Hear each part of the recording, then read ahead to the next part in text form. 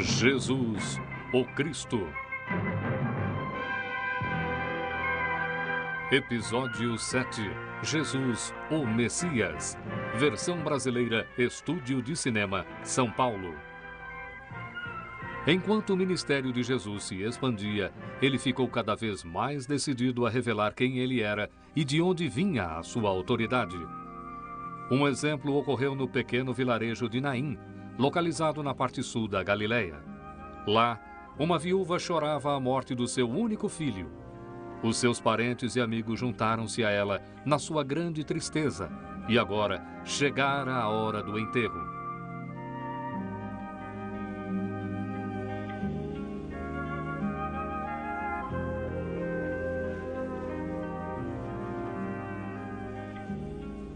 Os carregadores levantaram o corpo para levá-lo ao local do enterro, seguidos pela mãe desconsolada e seus entes queridos.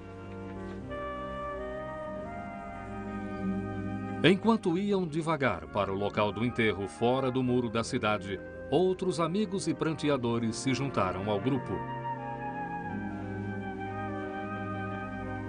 Ao mesmo tempo, Jesus e seus discípulos estavam chegando no vilarejo.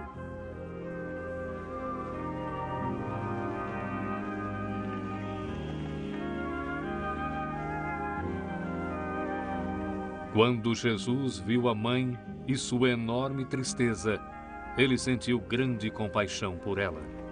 Não chores.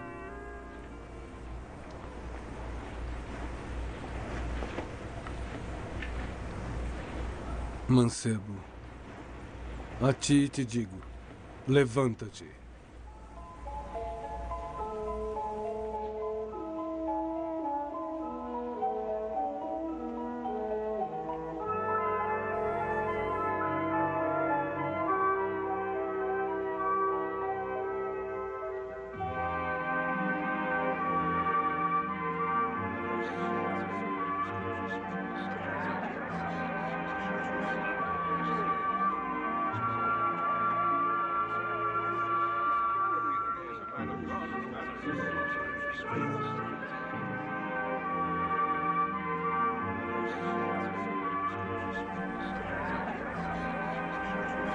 Certamente, apenas o prometido Messias, o Cristo, podia devolver a vida a um morto.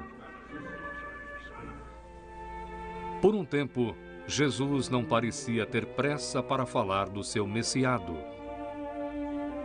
Mas quando ele e seus discípulos chegaram ao distrito de Cesareia de Filipe, o assunto finalmente foi revelado. Quem os homens dizem que sou? Alguns dizem que é João Batista. Alguns o chamam Elias. Outros dizem que é Jeremias. Ou um dos profetas.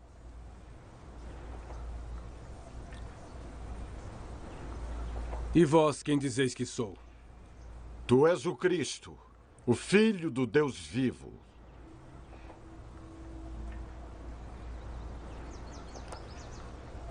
Bem-aventurado és tu, Simão Barjonas, porque não revelastes a carne e o sangue, e sim meu Pai que está nos céus.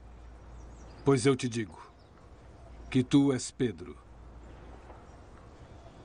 e sobre esta pedra edificarei a minha igreja, e as portas do inferno não prevalecerão contra ela. E eu te darei as chaves do reino dos céus, e tudo o que ligares na terra será ligado nos céus, e tudo o que desligares na terra será desligado nos céus. Há muito tempo os discípulos sabiam nos seus corações que Jesus era o Cristo, o Salvador prometido. Agora ele mesmo se revelara, mas ele os mandou não dizer nada a ninguém. É necessário que o Filho do Homem padeça muitas coisas, e seja rejeitado pelos anciãos, príncipes, sacerdotes e escribas, e seja morto, e ressuscite ao terceiro dia. Senhor, tem compaixão de ti. Isso não acontecerá a ti.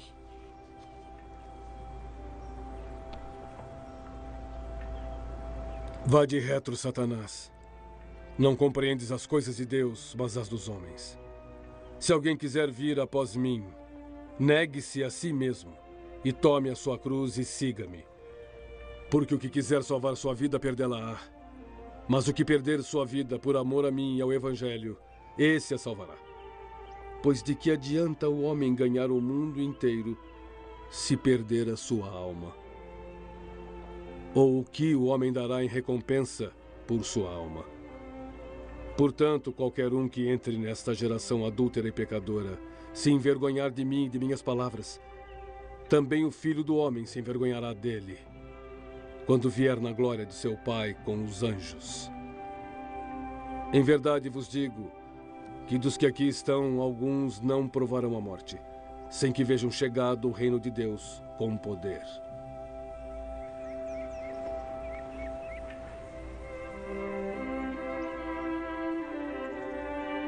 Seis dias depois, Jesus levou Pedro, Tiago e João consigo em particular a um alto monte. Lá, o círculo mais íntimo dos discípulos de Jesus teria uma experiência espiritual que carimbaria o selo da prova de Deus sobre o ministério de Jesus. Uma experiência que eles jamais esqueceriam. Sozinhos no alto do monte, o pequeno grupo iniciou um período de oração e meditação. Jesus estava um pouco afastado deles. Ele também orava.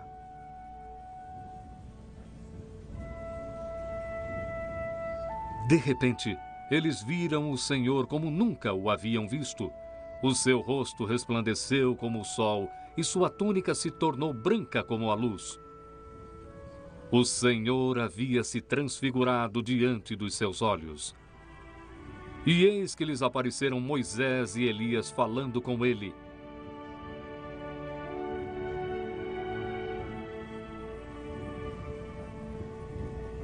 E Pedro disse para Jesus: Senhor, bom é estarmos aqui. Se queres, façamos aqui 3 tabernáculos, um para ti, um para Moisés e um para Elias. Enquanto Pedro falava, uma nuvem luminosa os cobriu. E da nuvem saiu uma voz que dizia: Este é o meu amado filho, em quem me comprazo. Escutai-o.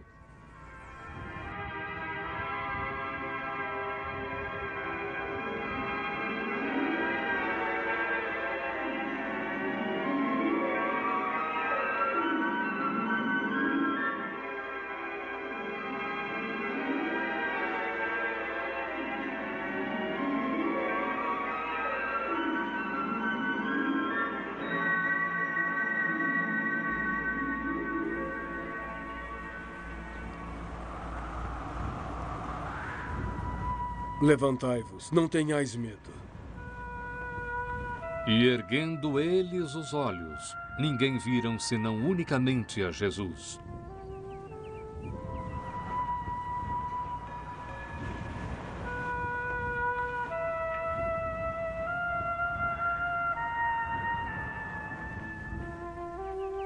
No dia seguinte, eles desceram o monte para o lugar onde haviam deixado os outros discípulos.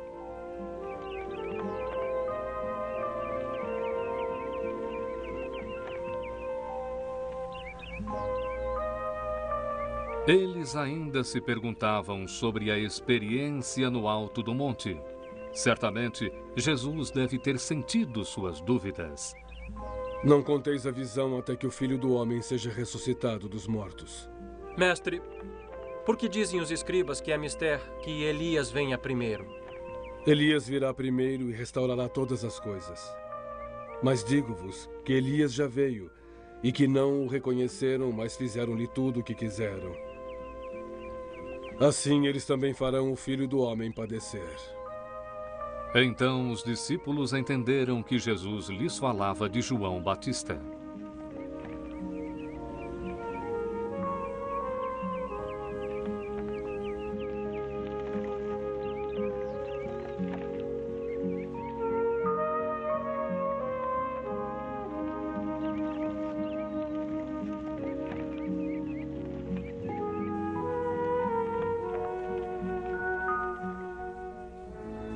O ministério de Jesus começava a tocar cada vez mais pessoas. A notícia sobre seus ensinamentos e suas curas se espalhava.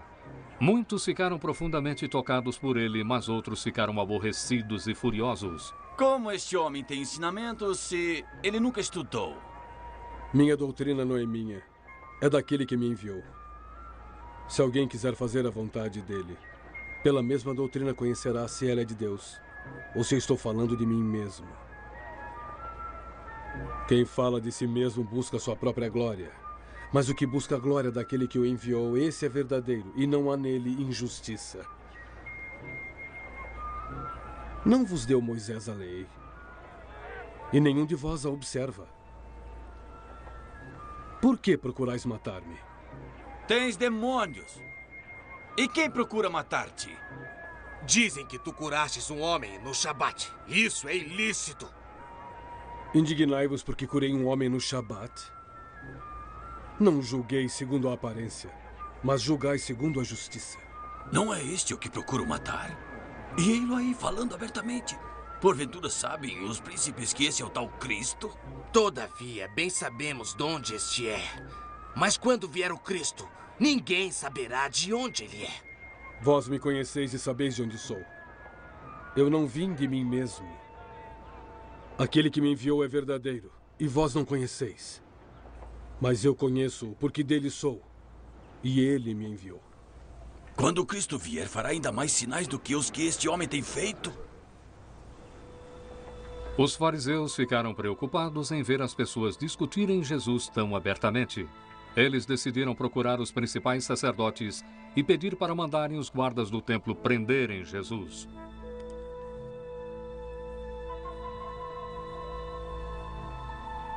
Ainda um pouco de tempo estarei convosco. Depois irei para aquele que me enviou. Vós me buscareis e não me achareis, pois onde eu estarei, vós não podereis ir. E para onde irá este que não acharemos? Porventura irá ensinar entre os gregos? Que palavra é esta que disse? Buscar-me-eis e não me achareis? Sim. E onde estou, vós não podeis ir. E assim as pessoas que ouviam Jesus nem sempre entendiam o que ele queria dizer. Era ele apenas um rabi, um mestre? Era ele um outro profeta? Ou era ele o Messias, o Cristo? A festa dos tabernáculos continuou.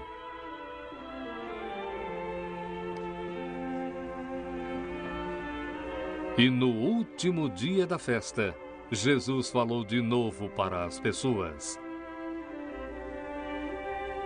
Se alguém tem sede, que venha até mim e beba.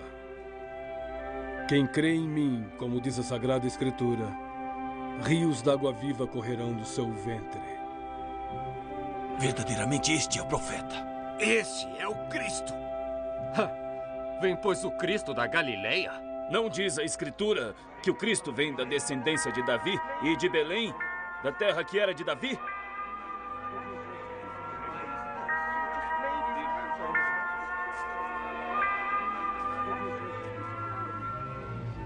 Alguns que ouviram Jesus achavam que ele devia ser preso, mas ninguém lançou mão dele.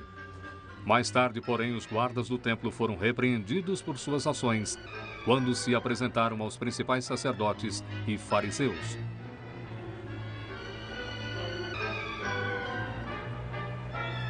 Um dos fariseus, Nicodemos, era um seguidor secreto de Jesus e queria protegê-lo. Nicodemos ouviu atentamente quando seus colegas interrogaram os guardas. Por que não o trouxestes? Nunca homem algum falou assim como este homem.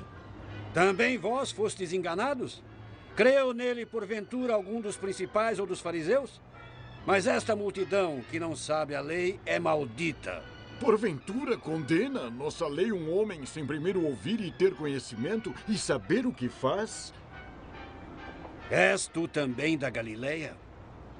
Examina e verás que da Galileia nenhum profeta surgiu.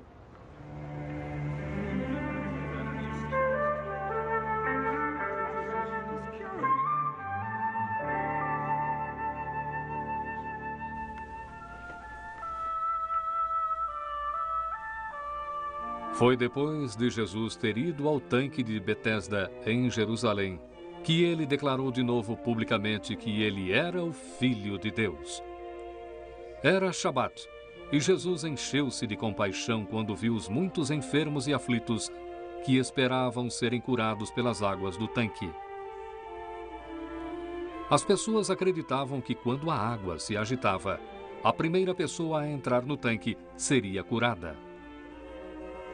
Na primeira agitação, todos se arrastavam em direção ao tanque.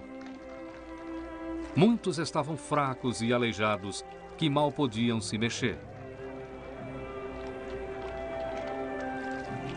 Enquanto Jesus os observava, seu coração se comoveu. Ele sentiu uma compaixão especial por um homem. Jesus sabia que ele estava doente há 38 anos.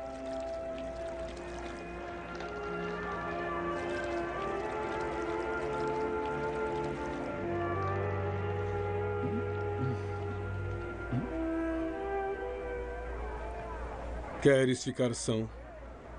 Meu senhor, não tenho homem algum que quando a água é agitada me meta no tanque. Mas quando eu vou, desce outro antes de mim.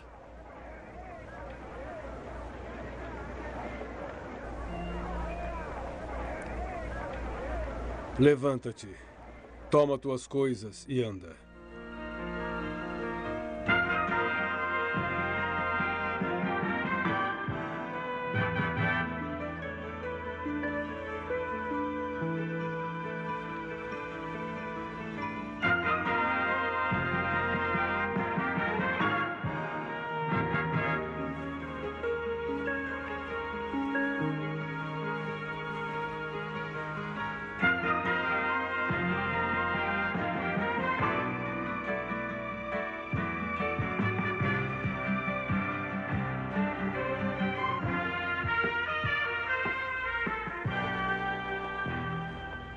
É Shabat. Não devias estar carregando as tuas coisas. Aquele que me curou, ele próprio disse: toma as tuas coisas e anda. Quem é o homem que te disse, toma tuas coisas e anda? Eu não sei. Ele desapareceu na multidão quando me virei para falar com ele. Não podes carregar tuas coisas. Corre para o templo e limpa-te deste pecado. Eu vou. E assim o homem correu para o templo, como lhe ordenaram. E lá estava aquele que o havia curado.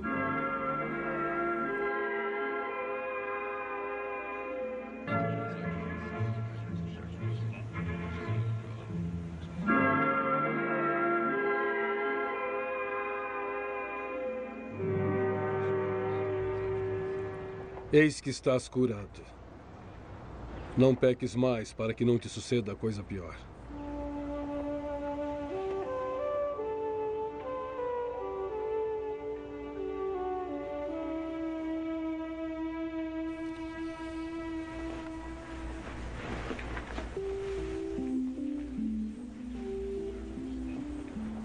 É este o homem que te disse para carregar tuas coisas? Sim. Esse é o homem que me curou. O fato de Jesus ter dado saúde a um homem que havia estado doente por 38 anos parecia quase ser ignorado pelas autoridades religiosas. Elas só viam que Jesus tinha violado a lei do Shabat e exigiam uma explicação. Meu pai trabalha até agora e também eu.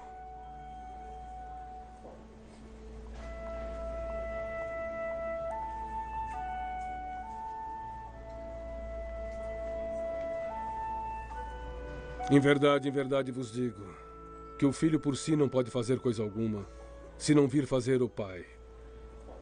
Porque tudo quanto ele faz, o filho faz igualmente.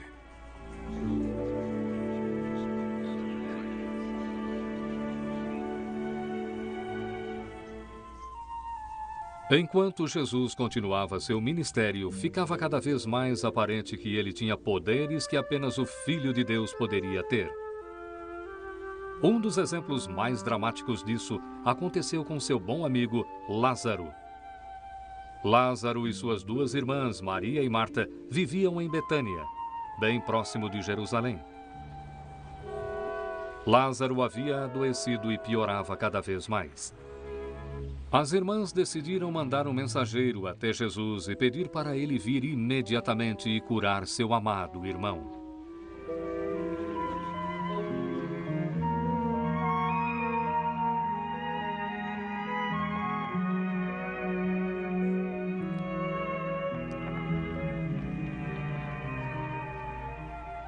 Senhor, eu venho de Betânia. As irmãs de Lázaro pediram para procurá-lo e dizer que aquele que tu amas está enfermo. Essa enfermidade não é para a morte, mas para a glória de Deus, para que o Filho de Deus seja glorificado por ela. Apesar do pedido desesperado de ajuda, Jesus não foi imediatamente para Betânia. De fato, ele esperou 2 dias antes de decidir ir ver seu amigo que estava tão doente. Vamos outra vez para a Judéia. Rabi, ainda agora os judeus procuravam apedrejar-te e tornas para lá? Podem apedrejar-te de novo. É seguro voltar para a Judéia? Aqui não é mais seguro, mestre. Não há 12 horas no dia. Se alguém andar de dia, não tropeça, porque vê a luz deste mundo. Mas se andar à noite, tropeça, porque nele não há luz. Lázaro, o nosso amigo, dorme, mas vou despertá-lo do sono. Senhor, se Lázaro dorme, estará salvo. Lázaro está morto. E folgo por amor de vós de que eu lá não estivesse para que acrediteis. Mas vamos ter com ele. Vamos nós também, para morrermos com ele.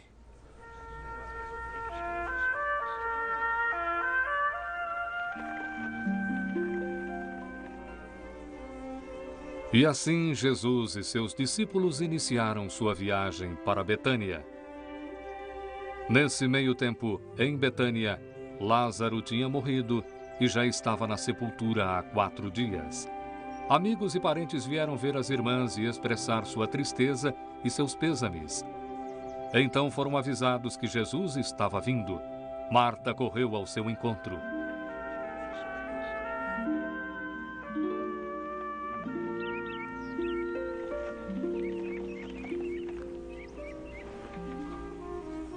Senhor, se tu estivesses aqui, meu irmão não teria morrido. Mas também agora sei que tudo quanto pedires a Deus, Deus te concederá. Teu irmão há de ressuscitar. Eu sei que há de ressuscitar na ressurreição do último dia. Eu sou a ressurreição e a vida. Quem crê em mim, ainda que esteja morto, viverá. E todo aquele que vive e crê em mim, nunca morrerá. Tu crês nisto? Sim, meu Senhor. Creio que tu és o Cristo, o Filho de Deus que havia de vir ao mundo. Vai e chama tua irmã.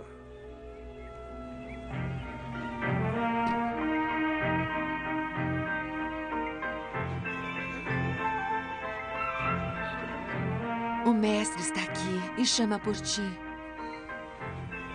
Quando aqueles que estavam com Maria, consolando-a, a viram sair às pressas, a seguiram, supondo que ela estava indo ao sepulcro para chorar.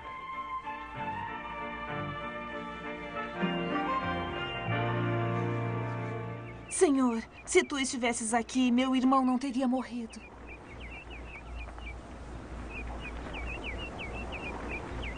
Onde o pusestes?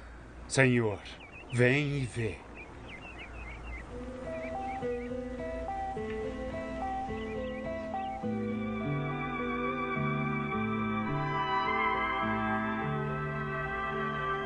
Vede como amava. Não podia ele, que abriu os olhos ao cego, fazer também com que este não morresse?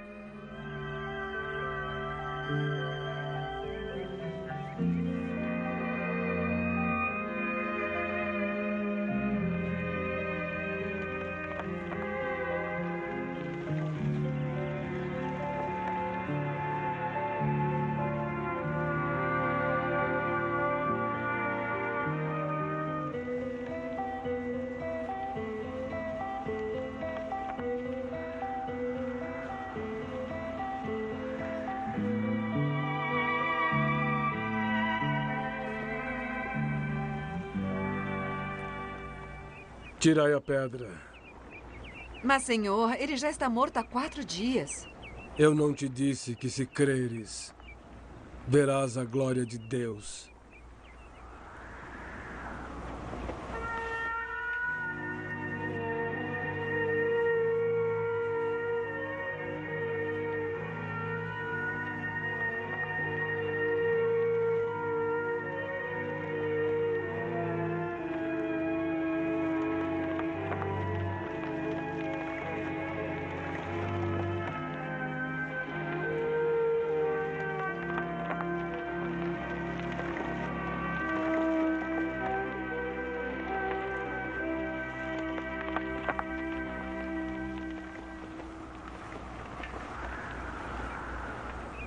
Pai, graças te dou por me ouvires. Eu bem sei que sempre me ouves. Mas eu disse isto por causa da multidão que está em redor, para que creiam que tu me enviaste.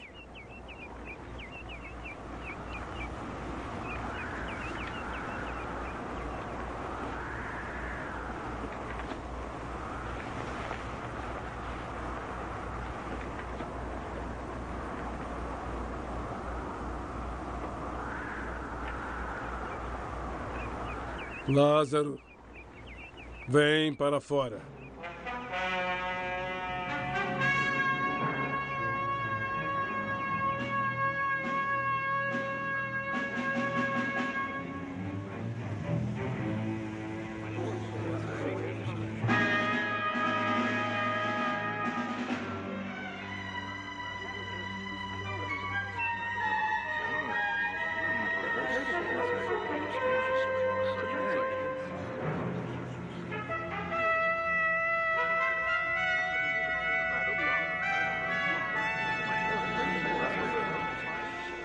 Desatai-o e deixai-o ir.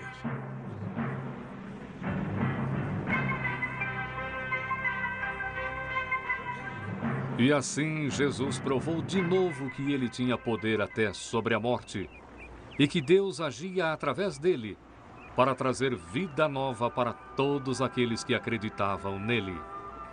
Verdadeiramente, Jesus era o Cristo. Eu sou a ressurreição e a vida. Quem crê em mim, ainda que esteja morto, viverá. E todo aquele que vive e crê em mim, nunca morrerá.